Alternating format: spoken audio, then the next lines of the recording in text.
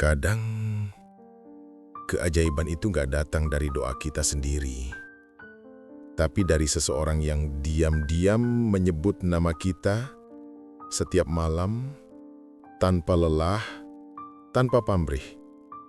Kita mungkin lupa, tapi Allah nggak pernah lupa siapa yang pertama kali mendoakan kita sejak lahir.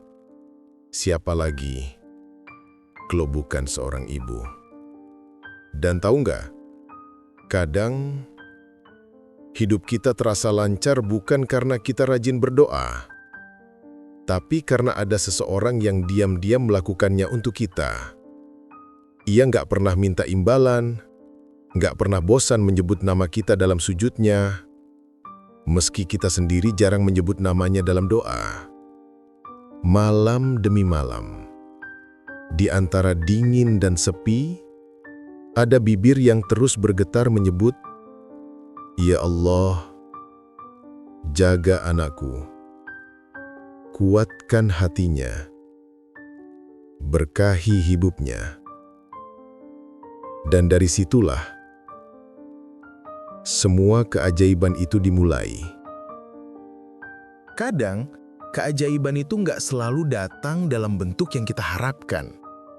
Bukan dari doa panjang yang kita baca setiap malam, bukan dari usaha keras yang bikin kita lelah.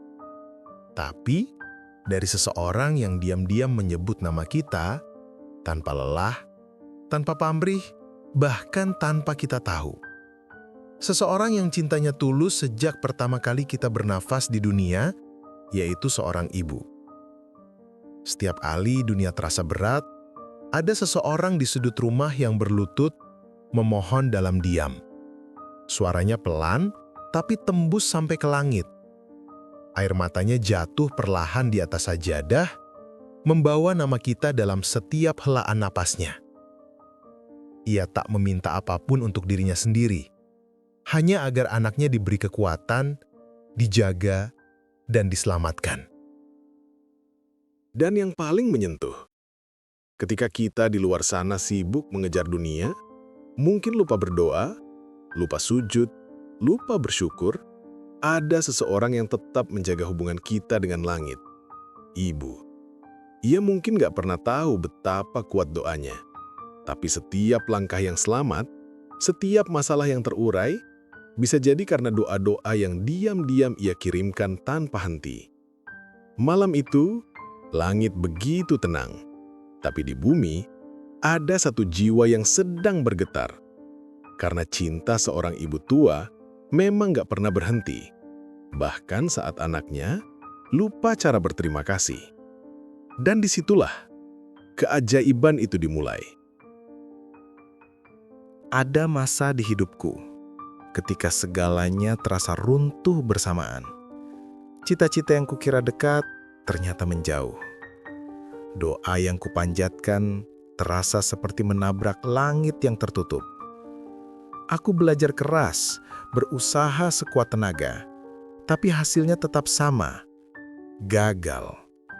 Sampai-sampai aku mulai bertanya dalam hati, apakah Allah masih dengar aku? Hari demi hari lewat begitu saja. Aku berhenti berdoa. Sholatku cepat-cepat, kadang malah tidak sama sekali.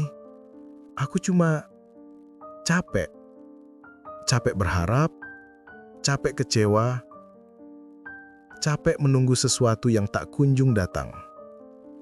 Sementara dunia terus berjalan, aku diam di tempat, terjebak di antara rasa putus asa dan malu pada Tuhan. Yang aku nggak tahu waktu itu, di rumah, di tempat yang jauh dari hiruk-pikuk pikiranku, ada seorang ibu yang nggak pernah berhenti berharap untukku. Setiap kali aku menyerah, ia justru semakin kuat berdoa. Setiap kali aku menangis diam-diam, ia berdoa agar Allah hapus kesedihanku, bahkan sebelum aku bercerita. Aku mungkin lupa siapa yang paling tulus dalam hidupku, tapi Allah tidak pernah lupa mengirimkan cintanya lewat doa seorang ibu. Dan di saat aku merasa semuanya hancur, sebenarnya ada satu hati yang sedang berdiri tegak untukku menopangku dengan doa yang tak pernah padam. Hari itu aku pulang, Bukan karena rindu, tapi karena lelah. Aku cuma ingin diam, menjauh dari semuanya. Begitu masuk rumah, suasananya hening. Hanya ada suara kipas angin tua dan aroma khas rumah yang entah kenapa membuat dada terasa sesak. Aku lihat ibu tua sedang tertidur di ruang tamu. Tapi, ada sesuatu yang membuat langkahku terhenti. Tangannya masih menggenggam tasbih. Sajadahnya masih terbuka. Dan di sampingnya, ada selembar kertas kecil. Sudah sedikit kusut. Aku pelan-pelan mendekat. Kubuka lipatannya. Tulisan tangannya bergetar. Tapi aku masih bisa membacanya. Ya Allah, jagalah anakku. Walau aku tak selalu di sisinya. Berikan dia kekuatan saat aku tak bisa menenangkannya. Baris itu menghantam dadaku seketika. Air mataku jatuh, bukan karena sedih, tapi karena malu. Selama ini aku pikir aku berjuang sendirian. Padahal di setiap kejatuhanku, ada seseorang yang terus berlutut untukku. Ibu yang diam-diam menjadi benteng terakhir antara aku dan keputusasaan. Ia tak pernah mengeluh, tak pernah berhenti. Bahkan ketika aku sendiri berhenti berdoa untuk diriku. Malam itu, aku duduk lama di samping ibu. Kupandangi wajahnya yang lelah, kerutan di dahinya, dan entah kenapa, aku baru sadar. Inilah cinta yang paling murni yang pernah Allah titipkan padaku. Cinta yang berdoa bahkan saat disakiti. Cinta yang menguatkan bahkan tanpa diminta. Dan untuk pertama kalinya dalam hidupku, aku menangis. Bukan karena kecewa pada hidup, tapi karena merasa sangat dicintai oleh doa yang tak pernah terdengar. Sejak malam itu, hidupku perlahan berubah.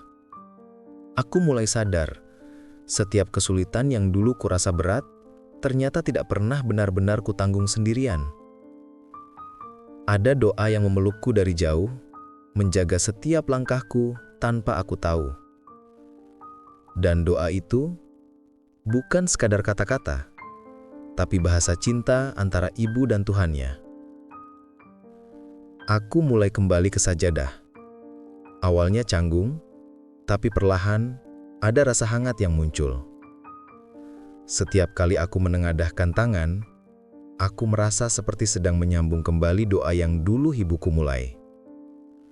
Doa yang dulu cuma miliknya, kini aku teruskan untuknya. Untukku, dan untuk masa depan kami berdua. Dan dari situ, aku belajar bahwa setiap doa yang tulus tidak pernah mati. Ia hanya menunggu waktu untuk kembali. Hari demi hari, hidupku terasa ringan. Bukan karena masalahku hilang, tapi karena aku mulai melihat semuanya dengan kacamata yang berbeda. Aku tahu sekarang, setiap kesulitan bukan hukuman, tapi cara Allah menunjukkan bahwa doa ibu tua itu benar-benar bekerja. Setiap kali aku hampir jatuh lagi, aku cuma butuh mengingat satu hal. Ada seorang ibu yang pernah memohon agar aku selalu kuat. Dan dari semua doa yang pernah kupanjatkan, tidak ada yang lebih indah daripada satu kalimat sederhana yang kini aku ulang setiap hari. Ya Allah, bahagiakan ibuku sebagaimana ia dulu menenangkan hatiku. Karena ternyata, keajaiban sejati bukan ketika doa kita dikabulkan, tapi ketika kita akhirnya mengerti siapa yang selama ini menjadi alasan doa itu terkabul. Sekarang aku tahu, setiap keberhasilan yang kucapai, setiap langkah yang selamat, bukan karena aku hebat, tapi karena ada doa ibu yang mendahuluiku. Doa yang gak pernah minta imbalan, gak pernah berhenti meski aku sering mengecewakan. Ia tetap memohon, walau aku jarang mengucap terima kasih. Dan jujur, aku gak tahu bagaimana cara membalasnya, selain dengan menjadi doa itu sendiri. Kalau hari ini ibumu masih ada, peluk dia seerat mungkin. Katakan terima kasih, bukan karena ia sempurna, tapi karena ia selalu berusaha menjadi rumah, bahkan ketika dunia di luar terasa dingin. Dan kalau ibumu sudah tiada, jangan biarkan doa itu berhenti. Teruskan yang dulu ia mulai, karena cinta yang lahir dari doa tidak pernah benar-benar berakhir. Sampai hari ini, setiap kali aku berdoa, aku selalu membayangkan ibu di tempat lain sedang melakukan hal yang sama. Mungkin kini jaraknya tak lagi dekat, tapi aku tahu setiap amin yang keluar dari bibirku selalu menemukan jalan untuk sampai padanya. Karena doa adalah surat cinta tanpa perangko yang selalu sampai pada tujuan, meski tak pernah dikirim lewat tangan. Jadi, malam ini, sebelum kamu tidur, sebut namanya. Ucapkan satu kalimat sederhana yang mungkin sudah lama tidak kamu katakan. Terima kasih Ibu, sudah mendoakanku bahkan ketika aku lupa mendoakan diriku sendiri. Karena bisa jadi, hidupmu hari ini tenang, bukan karena keberuntungan, tapi karena ada doa seorang ibu yang masih dijaga oleh Allah sampai detik ini. Kalau kamu pernah merasakan keajaiban dari doa seorang ibu, tekan tombol like, subscribe, dan share biar kisah ini menyentuh lebih banyak hati. Dan jangan lupa kirim pesan ke ibumu malam ini, karena mungkin dia sedang berdoa untukmu sekarang.